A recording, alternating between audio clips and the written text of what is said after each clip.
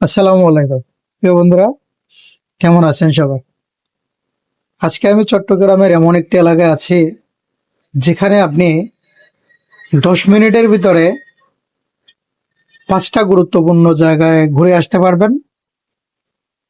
এটি অবস্থিত চট্টগ্রামের কোতোয়ালি এলাকায়।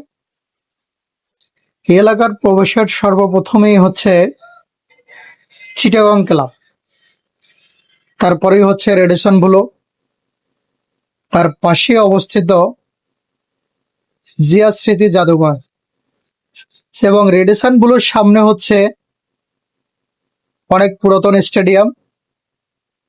স্টেডিয়ামের দক্ষিণ সাইডে হচ্ছে মেরিটাইম মিউজিয়াম।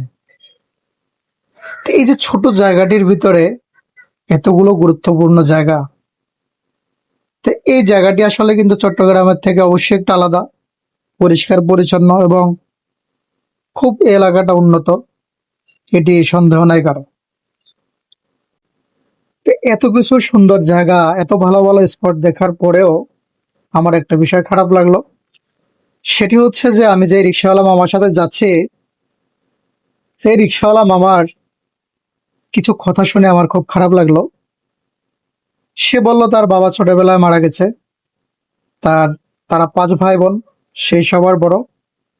বাকিদেরকে সে কষ্ট করে লেখাপড়া করে অনেক ভালো পর্যায়ে নিয়ে গিয়েছে, তারা এখন ভালো অবস্থায় আছে।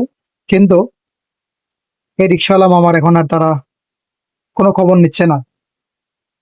তারপরে তার সন্তান যারা আছে তাদেরকেও মানুষ করলো, তারাও বড় হয়ে গেল, তারাও ঠিক তার ভাই বোনদের মতো কাজ করলো। এই রিক্সাওয়ালা মামার আর কোনো খোঁজ খবর নিচ্ছে না। এই রিক্সাওয়ালা মামার জীবনটা আসলে খুব কষ্টে কষ্টে, এবং অন্যদের জীবনের মান ঠিক করতে গিয়ে এই যে রিক্সাওয়ালা মামার আজকে দুর্দশার কোনো শেষ নেই। তাকে দেখার মতো তো কেউ নাই, এবং এখন এই বয়সে এসেও রিক্সা চালিয়ে নিজের জীবন চালাতে হচ্ছে। এর চেয়ে দুঃখের বিষয় আর কিছুই হতে পারে না।